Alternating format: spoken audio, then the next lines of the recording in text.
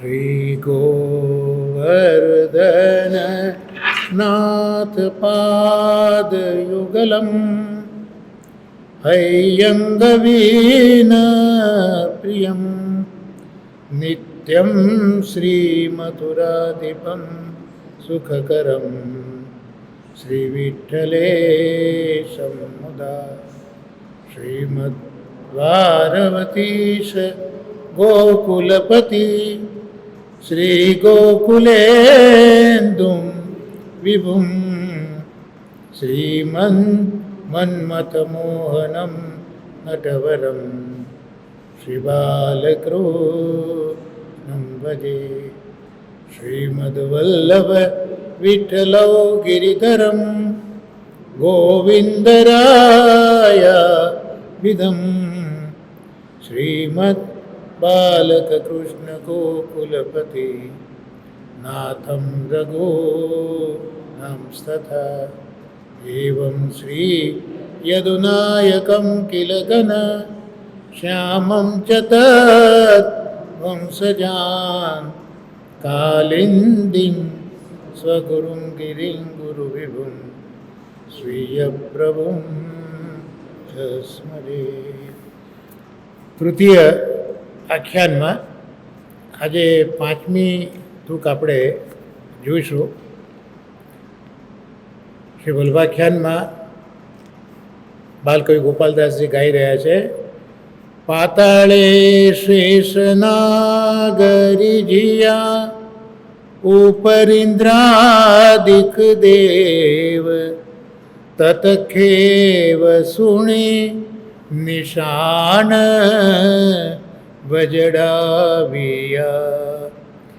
એનો સામાન્ય અર્થ આપણે જોઈ લઈએ તો શ્રી ગુસાઈજીનું પ્રાગટ્ય જે થયું છે તો એના લીધે પાતાળમાં શેષનાગ રીઝ્યા પ્રસન્ન થઈ ગયા અને ઉપર ઇન્દ્ર વગેરે દેવો પણ રીઝ્યા છે. અને તતખેવ એ જ ક્ષણે એમને સાંભળ્યું અને નિશાન એટલે મંગલ વાદ્યો એ જ વખતે એ બધાએ વગાડ્યાઓ અર્થ અહીંયા થાય. તો સૌથી પહેલાં કહ્યું પાતાળમાં શેષનાગ પ્રસન્ન થયા છે અને ઉપરના લોકમાં સ્વર્ગલોક એમાં ઇન્દ્ર વગેરે દેવો પ્રસન્ન થયા છે. અને પ્રસન્ન થઈને તે જ ક્ષણે એટલે વિઠ્ઠલનાથજીનો પ્રાદુર્ભાવ એમને સાંભળ્યો, સુણી એટલે સાંભળ્યો અને તરત નિશાણ વજડાવ્યા, જે મંગલવાદ્યો છે એમને વગાડ્યા. તો અહીંયા જે નિશાણ શબ્દ જે લખ્યો છે એનાથી એક જ વાજિંત્ર એવું સમજવાનું નથી. શ્રી જીવણજી મહારાજ કહે છે કે જેટલા મંગલ વાજિંત્રો હતા એ બધા જ મંગલ વાજિંત્રો વગાડ્યા છે. એવો ભાવ જે નિશાણ શબ્દ છે એ નિશાણ શબ્દથી આ સમજવાનું છે કે જેટલા મંગળવાદ્યો હતા એ બધા જ મંગળવાદ્યો વગાડવામાં આવ્યા છે. હવે અહીંયા જે લખ્યું છે કે પાતાળનું નામ પણ અહીંયા જે લખ્યું છે કે પાતાળે, તો જેમ અહીંયા નિશાણ શબ્દમાં બધા જ વાજિંત્રો આવી ગયા તો પાતાળનું નામ પણ એવું સૂચવે છે કે માત્ર પાતાળની પણ પાતાળથી નીચેનો જે લોક છે એમાં પણ એને આનંદ થયેલો છે. એ એટલા માટે કે આપણા જે ઠાકોરજી છે એમનું જે વિરાટ સ્વરૂપ છે, વિશ્વ સ્વરૂપ છે, ભાગવતના પ્રથમ સ્કંદ બીજા સ્કંદની અંદર એનો ઉલ્લેખ કર્યો છે કે આ સમગ્ર વિશ્વ જે છે એ ઠાકોરજીનું જ સ્વરૂપ છે. તો જે 14 લોક ગણાવ્યા એ 14 લોક આ વિરાટ પ્રભુનું કયું અંગ છે એ ભાગવતના બીજા સ્કંદમાં બતાવ્યું છે. તો જે કમરનો ભાગ છે એ અતલ લેયર છે, અતલ લેયર છે, જેને પાતાળ કહીએ. જે જુદા જુદા પાતાળ કયા, એમાં જે અતલ પાતાળ છે એ આ વિરાટ પ્રભુની કમર છે. નીચે જાંઘો આવે, એમાં વિતલ રહેલું છે. પછી ઘૂંટણ આવે, ની જોઈન્ટ્સ, તો એમાં સૂતલ લોક છે. પણ ભાગવત લખે છે એકલો સૂતલ લોક નહીં, પવિત્ર સૂતલ લોક, એ રીતનો જિક્ર કરે છે. એટલે પવિત્ર સૂતલ લોક કહેવાનું કારણ એ કે સૂતલમાં તો બલિરાજા છે અને ઠાકોરજી એના દ્વારપાલ લઈને બિરાજ્યા છે. એટલે માટે ત્યાં માત્ર સૂતલ નહીં કહેતા, પવિત્ર સૂતલ લોક એવો ત્યાં ઉલ્લેખ જોવા મળે છે.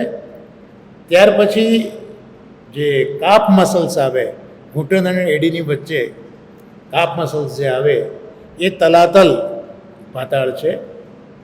પછી એડીની ઉપર જે બંને બાજુ ગાંઠો છે એ મહાતલ બતાવ્યું છે. અને પંજો અને એડી એ રસાતલ છે અને તળવામાં પાતાળ છે. તો આ જે નીચેના 7 લોક છે એનું વર્ણન કર્યું.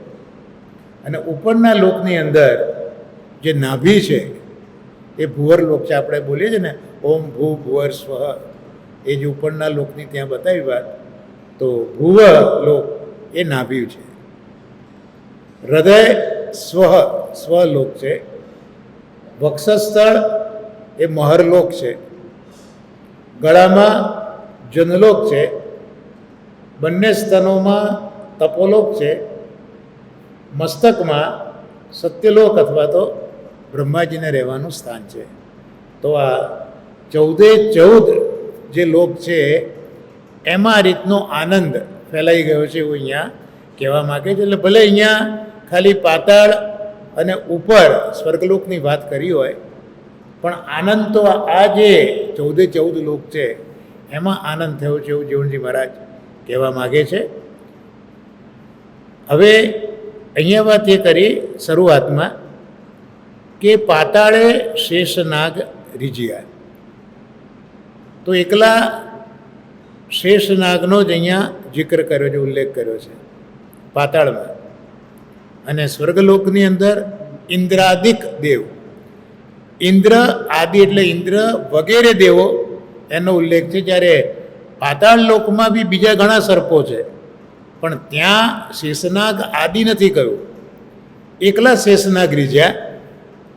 અને સ્વર્ગલોકમાં ઇન્દ્ર વગેરે બધા દેવો રીઝ્યા. તો આવું કેમ કહ્યું એનું સુંદર વિવેચન પણ જીવણજી મહારાજે કર્યું છે.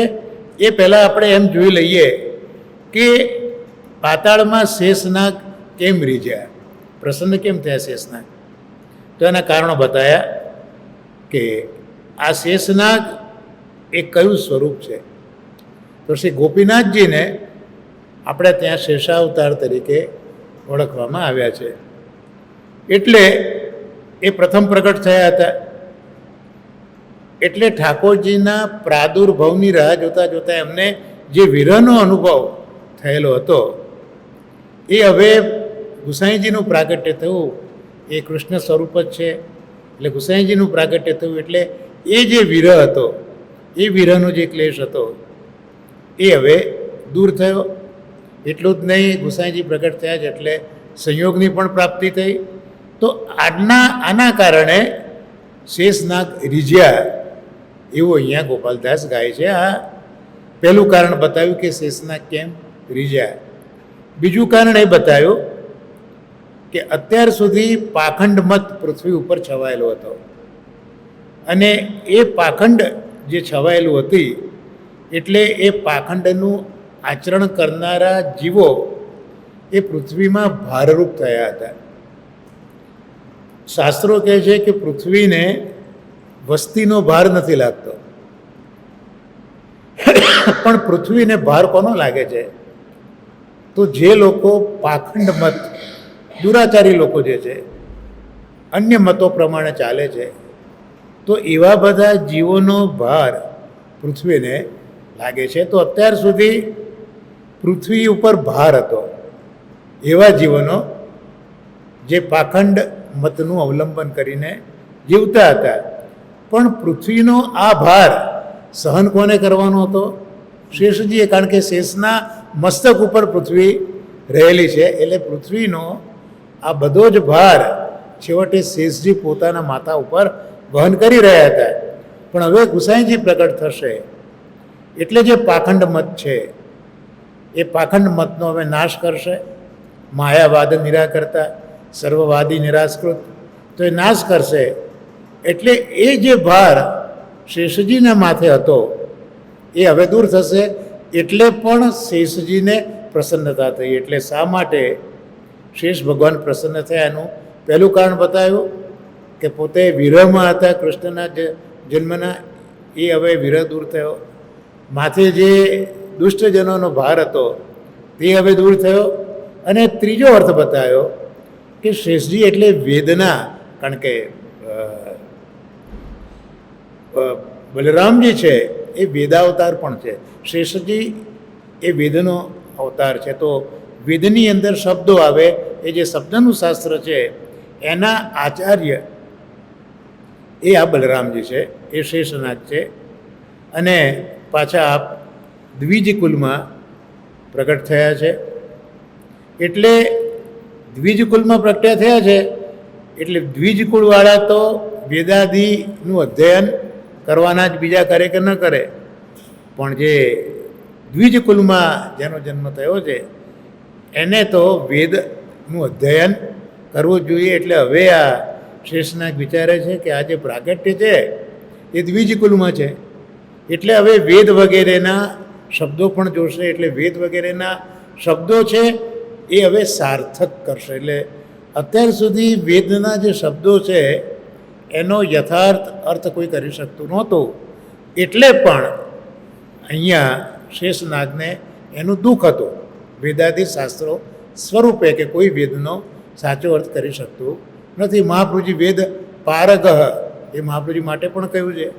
તો અહીંયા ગુસાઈજી હવે વેદ વગેરેના શબ્દોને યોગ્ય ન્યાય મળશે એટલા માટે પણ શેષનાગ રીઝ્યા એવું કહે છે. એટલે અહીંયા કહ્યું કે શેષનાગ રીઝ્યા. પછી અહીંયા હવે કહ્યું કે ઉપર ઇન્દ્રાદિક દેવ એમ કહ્યું, અહીંયા તો માત્ર શેષનાગ કહ્યું.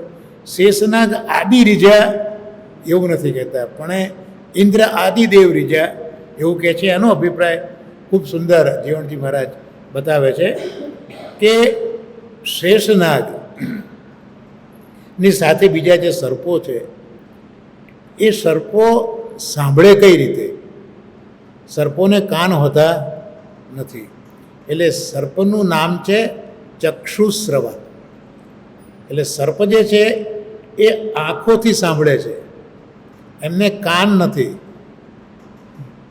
એટલે આપણે જોઈએ કે પેલા બીન વગાડે ને સર્પ ડોલવા લાગે છે તો એમને કાન છે ને સાંભળે એવું નથી, પણ આંખોથી એ સાંભળે છે અને ડોલે છે. એટલે જો આપણે ત્યાં એક પલ્લાનું પદ પણ છે, ઈસ ચક્ષુ શ્રવા પ્રિયકો પલના માં ઝુલાવે, આવું એક પલનાનું પદ છે. ત્યાં શરૂઆત જ આ ચક્ષુ શ્રવા પ્રિય આવી રીતનું લખ્યું છે. તો અહીંયા ચક્ષુ શ્રવા એટલે સર્પનો ઉલ્લેખ કર્યો. એને પ્રિય શું? તો ચંદન.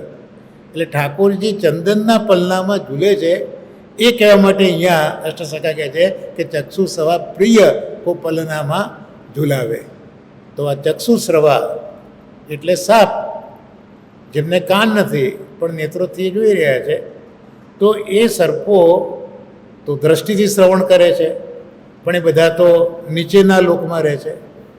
પ્રભુનું પ્રાગટ્ય તો ઉપર થયું છે, એ બધા નીચેના લોકમાં રહે છે.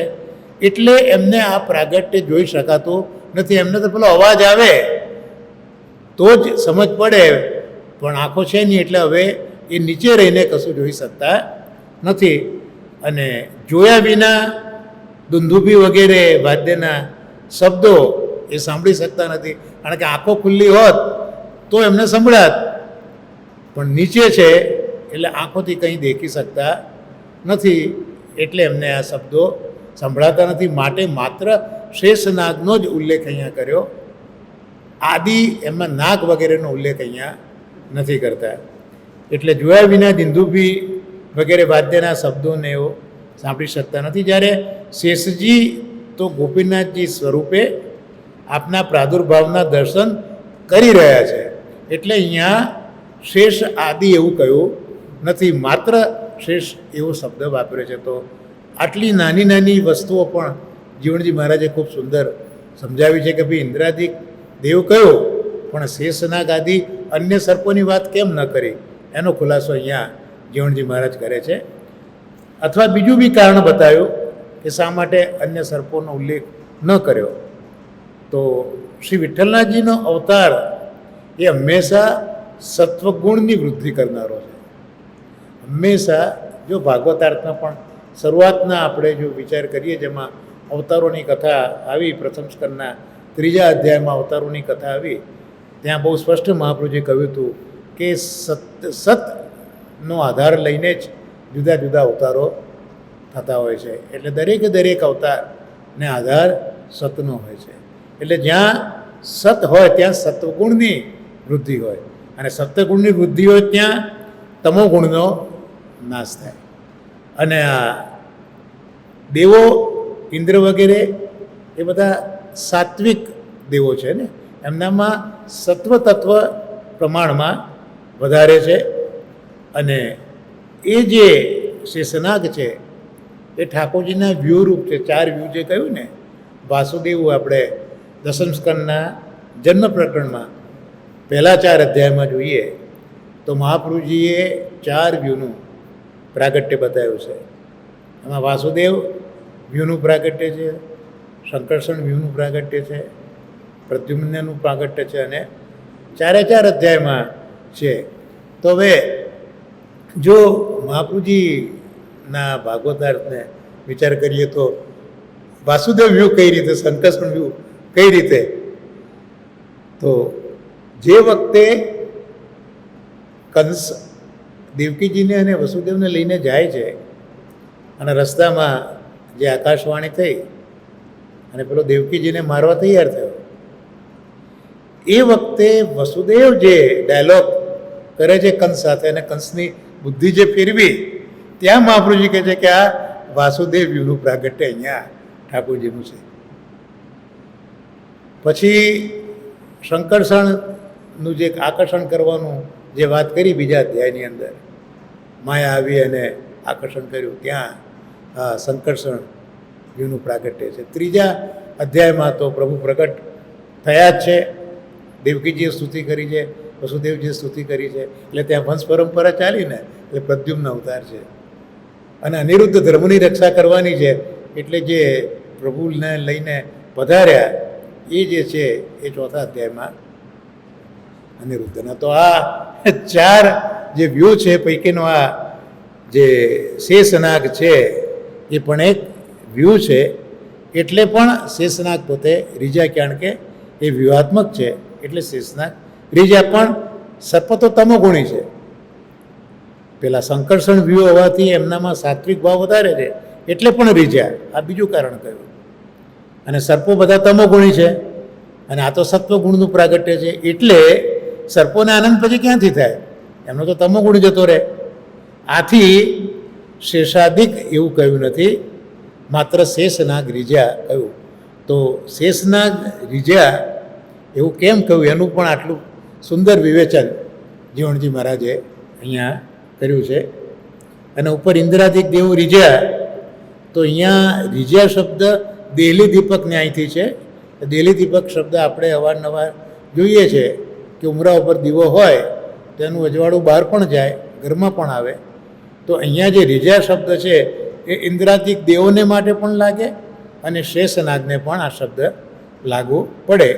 એટલે દેહલી દીપક ન્યાયથી શેષનાગ અને ઇન્દ્રાદિક દેવ એ બધા જ પોતે રાજી થયેલા છે. ઇન્દ્ર શબ્દ ઇધિ પરમ ઐશ્વર્ય, એટલે જેને બહુ વૈભવ છે એ વૈભવવાળા લોકો માટે ઇન્દ્ર શબ્દનો પ્રયોગ થતો હોય છે, કે જેનો વૈભવ ખૂબ છે એ બધા ઇન્દ્ર તરીકે ઓળખાય છે.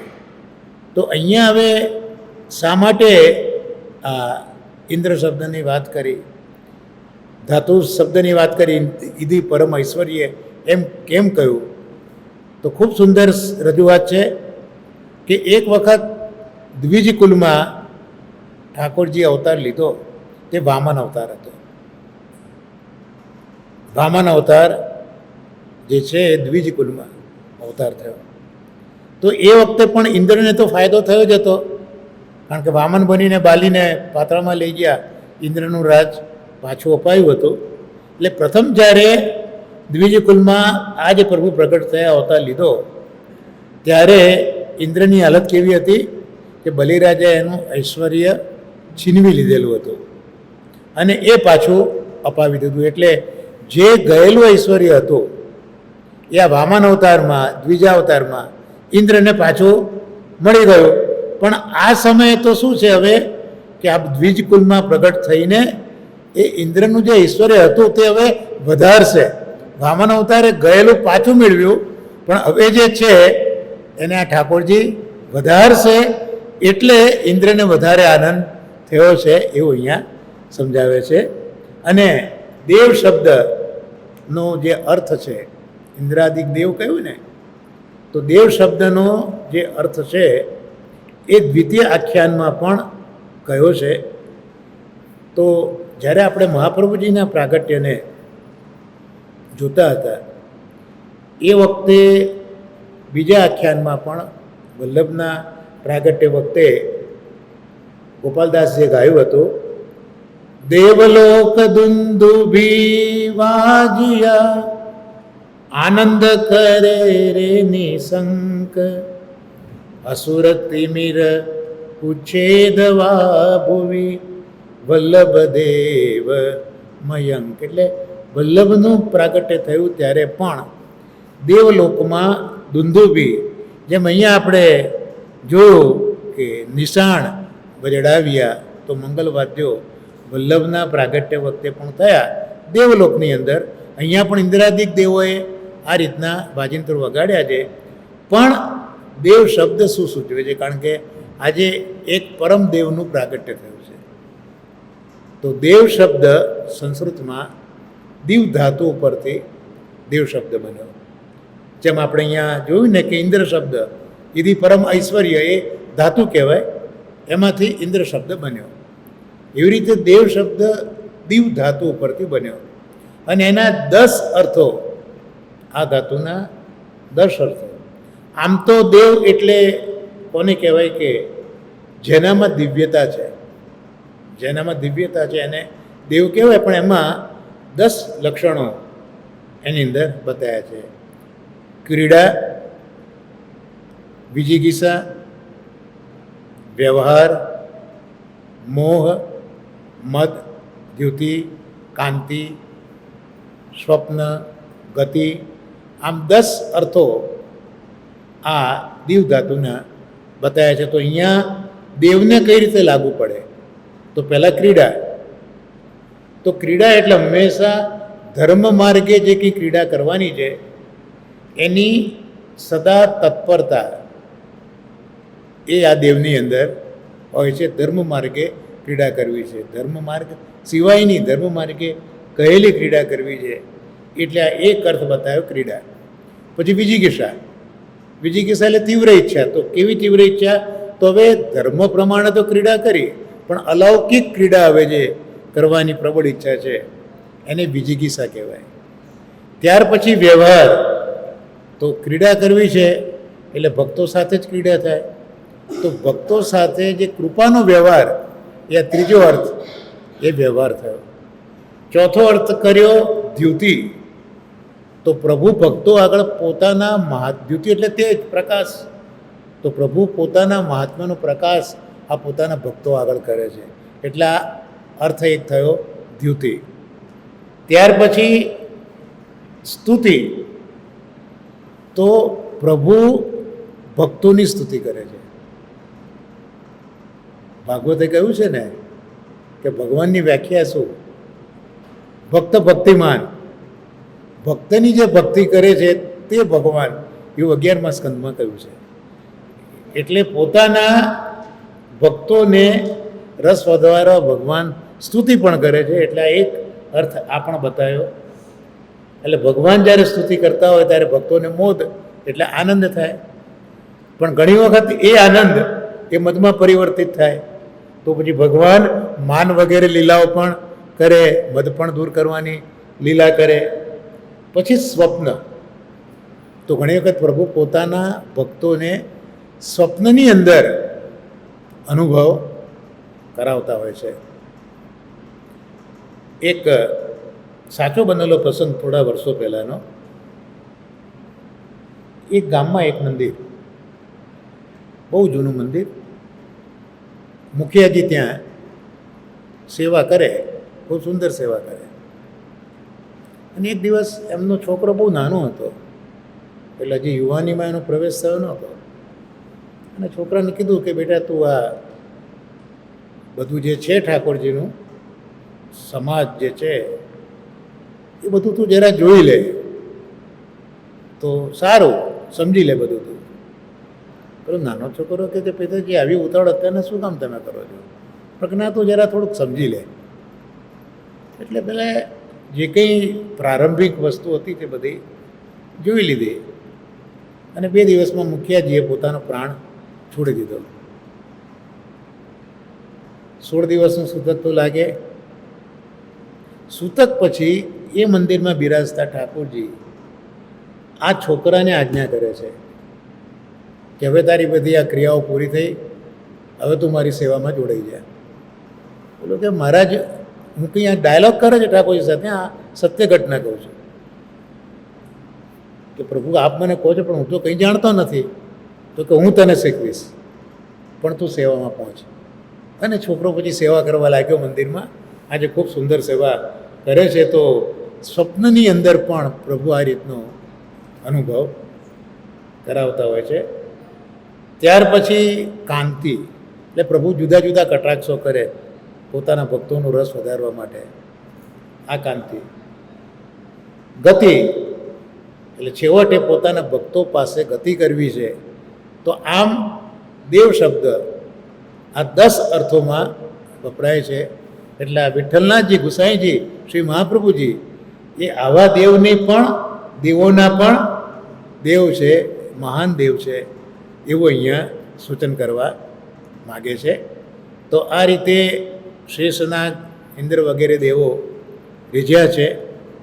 અને આ જે ઉપર શબ્દ લખ્યો ઇન્દ્રાદિક દેવ, ઉપર ઇન્દ્રાદિક દેવ, તો મેં કહ્યું એ પ્રમાણે અહીંયા 7 લોક સમજવાના છે. એટલે 7 લોક પાતાળના, નીચેના 7 લોક અને ઉપરના 7 લોક, જે આપણે આ વિશ્વ પુરુષનું આગળ વર્ણન કર્યું. તો આ સમગ્ર 14 લોકનું અહીંયા આપણે ગણિત મૂકવાનું છે. તત્કેવ સુણી, એટલે એ જ વખતે એટલે વલ્લભે પુત્ર પ્રાગટ્ય નિમિત્તે જે દાન કર્યું એનો યશ ઉપરના સ્વર્ગાદિક લોક સુધી પહોંચી ગયો.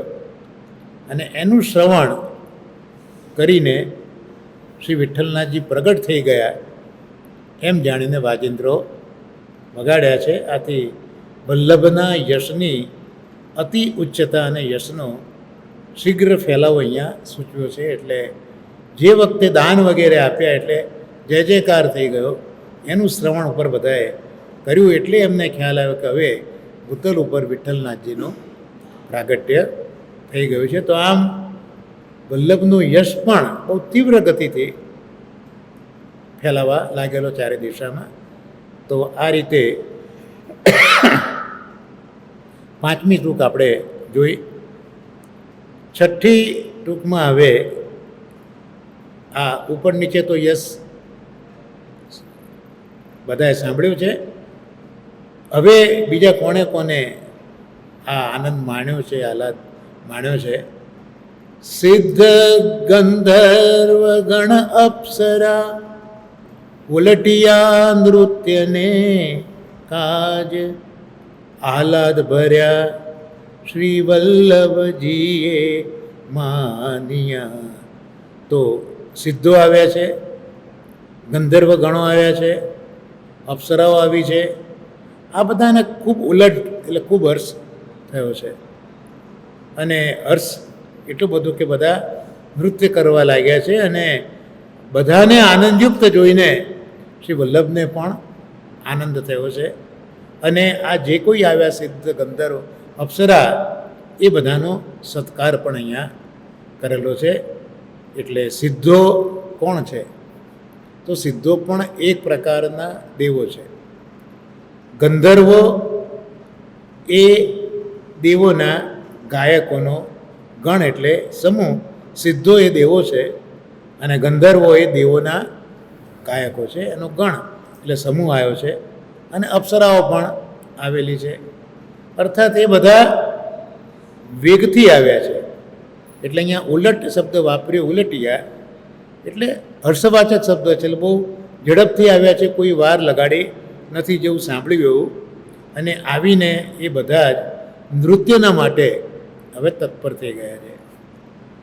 વાજિંત્રો વાગવા લાગ્યા, વાજિંત્રોના નાદો વાગવા લાગ્યા, કારણ કે નૃત્ય કરવું છે એટલે વાજિંત્રો વાગવા જોઈએ. તો વાજિંત્રોના નાદો થવા લાગ્યા અને આ બધાને આહલાદ ભર્યા. એટલે આનંદયુક્ત વલ્લભે જોયા એટલે વલ્લભને પણ પોતાને આનંદ થઈ ગયો અને જે બધા આવેલા હતા એમને યથોચિત સત્કાર કર્યો. જેમ ઠાકોરજીનું પણ પ્રાગટ્ય થયું ત્યારે વ્રજવાસીઓ કંઈક ને કંઈક ભેટ લઈને નંદબાવાની પાસે આવેલા. તો દરેકને પોતાના સ્થાન પ્રમાણે, મોભા પ્રમાણે નંદબાવાએ બધાનું સન્માન કરેલું છે. એમ અહીંયા પણ જે કોઈ આવ્યા એ બધાનું સન્માન કરેલું છે. હવે આ વાંચતા વાંચતા જે ગંધર્વ શબ્દ આવ્યો, એ ગંધર્વ શબ્દ આવતા મને જલભેદ ગ્રંથ યાદ આવ્યો. જલભેદ ગ્રંથમાં પાણીના જે 20 પ્રકારો છે એ પ્રકારે જે વક્તાઓ છે એ વક્તાઓ પણ 20 પ્રકારના છે એવું મહાપ્રભુજીએ બતાવ્યું છે કે તમારે કેવા પ્રકારના વક્તાનું શ્રવણ કરવું જોઈએ એની ઓળખ મહાપ્રભુજીએ જળના જુદા જુદા પ્રકારોથી આપી છે. ત્યાં જે ગંધર્વોનો ઉલ્લેખ જે કર્યો છે એ બીજા શ્લોકમાં મહાપ્રભુજીએ કર્યો કે ગાયકાહ કૂપ શંકાશા ગંધર્વા ઇતિ વિશ્રુતાઃ કૂપ ભેદાસ્તુ યાવંતસ તાવંત સ્થેપી સંમતા. એટલે જાણીતા જે ગવૈયાઓ છે ગંધર્વો જેને કયા, જે દેવોના ગાયકો છે, એ બધા ગાયકો તો છે પણ દેવોના ગાયકો છે. તો એ બધા જાણીતા ગવૈયા છે, કારણ કે દેવોના જાણીતા છે એટલે તો જાણીતા જો દેવોના હોય એટલે જાણીતા ગવૈયા હોય. એ બધા કેવા છે? મહાપ્રભુજી કહે છે કૂપ શંકાસા. કૂપ એટલે કૂવો. તો એ કૂવાનું જળ જેવું હોય એ પ્રકારના આ ગંધર્વોનું ગાન છે. કૂવાના જળ જેવું કહ્યું. એટલે કૂવાના જળ જેવા કયા? તો કૂવા પણ ઘણા પ્રકારના છે. કૂવાના ભેદ પણ ઘણા છે. ઘણામાં મીઠું જળ હોય, ઘણામાં ખારું જળ હોય. તો જેટલા કૂવાના ભેદો છે એટલા ગંધર્વોના પણ ભેદો માનેલા છે. એટલે ગંધર્વોમાં પણ આ જુદી જુદી ક્વોલિટી મહાપ્રભુજીએ બતાવી છે. તો હવે ગંધર્વો કહેવાય કોને? તો પુરાણ અને વેદમાં ભગવદ ગુણગાન કરનારા આ લોકો છે. એટલે અર્ધદેવોની એક જાતિ, સંપૂર્ણ દેવ નહીં પણ અર્ધદેવ, એની જાતિ આ ગંધર્વો છે એવું પુરાણ અને વેદમાં ઉલ્લેખ જોવા મળે છે. આને ગંધર્વો કહેવાય. હવે એ સામાન્ય ગાયકો નથી, એટલે સાધારણ મનુષ્યો તો નથી, પણ વેદ અને પુરાણ એને પ્રસિદ્ધ અર્ધદેવો કહે છે. તો અર્ધદેવો હોવા છતાં પણ એના બે પ્રકાર મહાપ્રભુજી વિવેચનમાં કહે છે કે એક તો જે ભગવાનના પરમ ભક્ત છે તે, અને બીજા મોજ શોખ, વિષય અને વાસનામાં લંપટ થયેલા છે તેવા. એટલે ગંધર્વો જે અસાધારણ ગાયકો છે, પ્રસિદ્ધ ગાયકો છે, એને પણ મહાપ્રભુજી બે કેટેગરીમાં ગણાવે છે કે એક ભગવાનના પરમ ભક્ત છે, એટલે એમને ભગવાન સિવાય કશામાં રસ નથી, અને બીજા બધા પાસા આર્ટ છે પણ પ્રભુમાં વિનિયોગ નથી, મોજ શોખ કરે છે, વિષય વાસના લંપટ એ લોકો થઈ ગયા છે. એટલે પ્રથમ પ્રકારના જે ગંધર્વો છે, એટલે જે ભગવત ભક્તો છે, એમના મુખે થતેલું ભગવદ્ ગુણગાન સાંભળવું જોઈએ. બધા ગંધર્વોના આગળ એ ગુણગાન ન સાંભળવું જોઈએ. જે ભગવાનના ગુણગાન કરે છે એનું સાંભળવું જોઈએ. તો એ લોકો તીર્થમય કૂવાના જળ જેવા છે. એટલે જે કૂવાઓ તીર્થમાં છે એ કૂવાઓનું મહાત્મ્ય ખૂબ હોય છે. એવી રીતે આ જે ગંધર્વો એ ભગવદ્ ગુણાનુવાદ જ માત્ર કરે છે, એ તીર્થમાં રહેલા કૂવાના જળ જેવા અગત્યના છે એવું મહાપ્રભુજી બતાવે છે. અને બીજા પ્રકારના જે છે વિષય વાસનામાં લંપટ, એ બધાના મુખેથી જે ગુણગાન તમે સાંભળો તો એ સાધારણ ગુણગાન છે અને એ ગુણગાન પ્રયોજન વિનાના કૂવા જેવા છે. એટલે ઘણા કૂવા હોય છે પણ એનો ઉપયોગ કોઈ કરતો હતો નથી. તો જે ભગવદ્ ગુણગાન છોડીને વિષય વાસનામાં લાગેલા છે એવા જે છે એ કૂવા તો ખરા, પણ એવા કૂવા કે જેનું જળ કોઈ ઉપયોગમાં લેતો નથી. તો આ બે પ્રકારના બતાવ્યા. એમાં ખૂબ સુંદર દ્રષ્ટાંત ઉપબરહણ ગંધર્વનું આપ્યું છે. આ ઉપબરહણ ગંધર્વ એ કદાચ તું એકલી જવાબ આપી શકીશ કે ઉપબરહણ ગંધર્વ કોણ? ઉપબરહણ ગંધર્વ કોણ? જય હો, વેરી ગુડ. નારદજી ઉપબરહણ ગંધર્વ છે. નારદજી છે તો ગંધર્વ, પણ એવી પ્રભુનામ મૂકીને મોહ શોખમાં લાગ્યા છે, માટે એમને પેલા દાસીના પુત્ર તરીકે અવતરવું પડ્યું છે. અને દાસીના પુત્ર તરીકે અવતર્યા પછી જે 4 પરમહંસોનો એને સત્સંગ થયો ચતુર્માસમાં, એના ફલ સ્વરૂપે પછી એ ભગવાનના ભક્ત નારદજી બનેલા છે.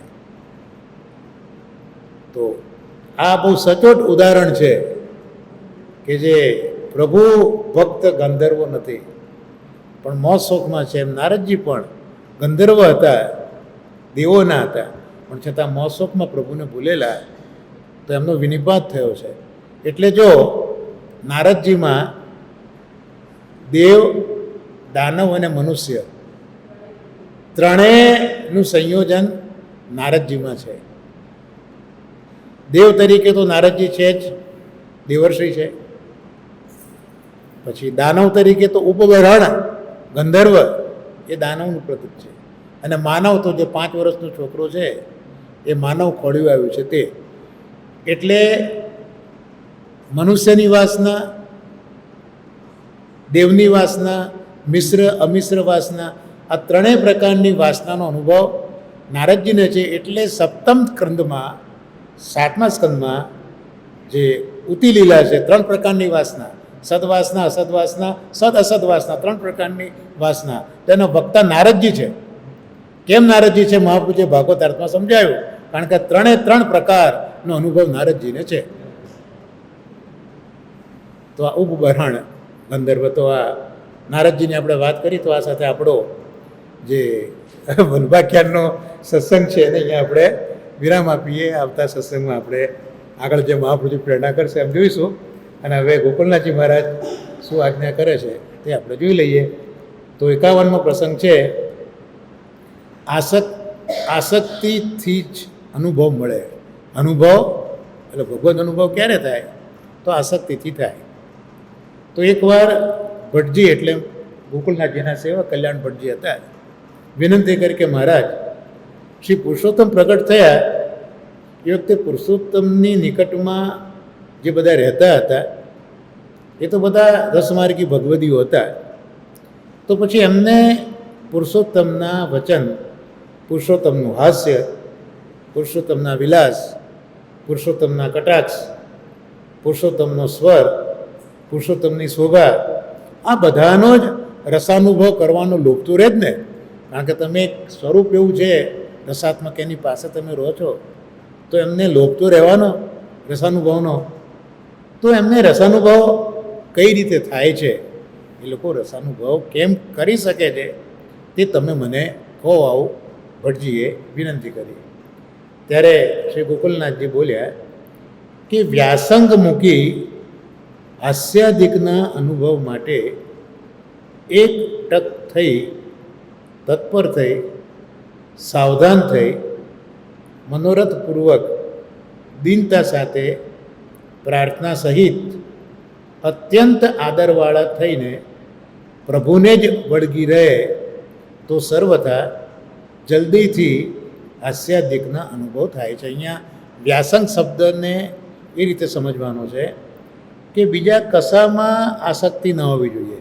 એટલે વ્યાસંગ મૂકીને એટલે પ્રભુ સિવાયના દરેક પદાર્થોમાં જે આસક્તિ છે એને અહીંયા વ્યાસંગ તરીકે ઓળખાવી ગોકુલનાથજી મહારાજે. એટલે એવો વ્યાસંગ તમારે મૂકી દેવો પડે. આ બધા અનુભવ કરવા હોય તો પ્રભુ સિવાયના દરેક પદાર્થની આસક્તિ તમારે મૂકી દેવી પડે અને એક ટક એક જ ધ્યાન થઈને, જેમ અર્જુનને પેલા પક્ષીની આંખનું જ ધ્યાન હતું, એક ટસે આંખને જોઈ રહ્યો હતો, એવી રીતના એક ટક થઈને પાછા તત્પર થઈને સાવધાન થઈને અને મનોરથ કરો. સાથે દિનતા જોઈએ, પ્રાર્થના જોઈએ, આદર જોઈએ અને આ રીતે પ્રભુને તમે વળગી રહો તો પ્રભુ જલ્દીથી હાસ્યાદિકનો અનુભવ તમને કરાવે છે. આ ગોકુલનાથજી મહારાજ કહે છે કે આ તો અનુભવ સિદ્ધ ઉપાય છે. અર્થાત ઘણા લોકોએ આ રીતનો અનુભવ કર્યો છે એવું ગોકુલનાથજી મહારાજ કહેવા માગે છે કે આ તો એક અનુભવ સિદ્ધ ઉપાય છે કે જે કોઈ હમણાં પણ, એટલે ગોકુલનાથજીના પ્રાગટ્યના સમયની કોઈ હમણાં પણ એમ થઈને રહે, એટલે જે બતાવ્યું તે વ્યાસંગથી મુક્ત થઈને, તો એને પણ જલ્દીથી રસાનુભવ ભગવાન કરાવે છે. એમાં કોઈ વાતનો સંદેહ નથી. આ વચનામૃતમાં અરે આપણે ગિરજા અને સમરાઈ સાસુ વહુની વાર્તા શ્રીનંદવાળા, તો ઠાકોરજી તમે કેમ આરોગતા કેમ નથી, કે જે એક ટક એની આતુરતા તત્પરતા હતી તમે કેમ આરોગતા નથી? તો ઠાકોરજી છેવટે હારી ગયું ને, તો આ એક અનુભવ કરાવે ને. કારણ કે પેલી બધું જ મૂકી કેટલી 3 થી 4 વખત સ્નાન કરીને અપરસ કરી હશે. એટલે બીજા બધામાંથી એને વ્યાસંગ જે હતો તે મૂકીને એક ટસે દિનતાથી પ્રભુ તમે કેમ આરોગતા નથી?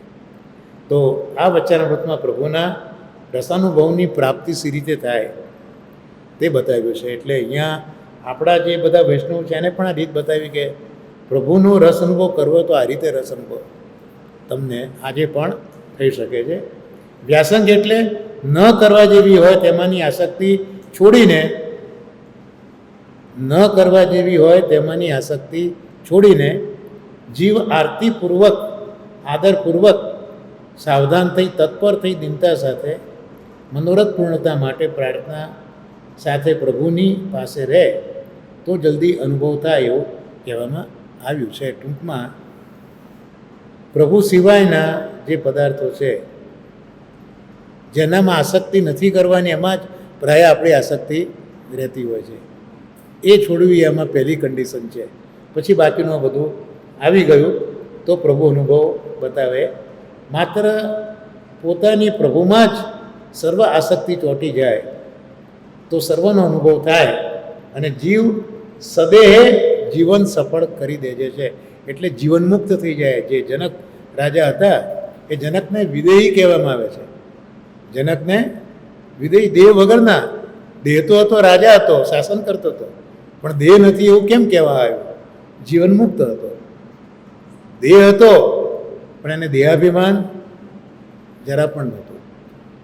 તો આપણે જો પ્રભુ સાથે આવી રીતે વળગીએ આસક્તિ સાથે, તો આપણે પણ સદેહ આપણું જીવન મુક્ત, આપણે જીવતા જ, મર્યા પછી મુક્ત થવાની વાત જ ના આવે, જીવતા જીવતા મુક્તિ મળી જાય એવું ગોકુલનાથજી આ હાસ્યામૃતમાં કહે છે. તો આ સાથે આપણે આપણા સત્સંગને અહીંયા વિરામ આપીએ આશ્રયના પદગાન સાથે બોલીએ.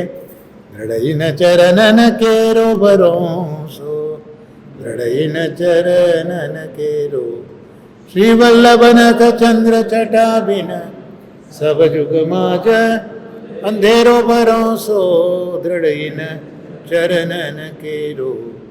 साधन और नहीं आ कली में जासूं होत निवेरो सूर कहा कहे दुविधा धड़ो बिना मोलको चेरो भरो सो दृढ़ इन चरणन केरो। श्री गोवर्धन नाथ की जय, श्याम सुंदर श्री अમને મહારાણી की जय, શ્રી વલ્લભાધીશ की जय। આજે તો શ્રી ગિરધરજી મહારાજ અને રઘુનાથજી મહારાજ બંનેના પ્રાગટ્ય દિવસે ખૂબ ખૂબ વધાઈ। આજનો સત્સંગ આ બંને બાળકોના ચરણોમાં નિવેદિત કરી આજના સત્સંગને અહીંયા આપણે વિરામ આપીએ। શ્રી વલ્લભાધીશ की जय।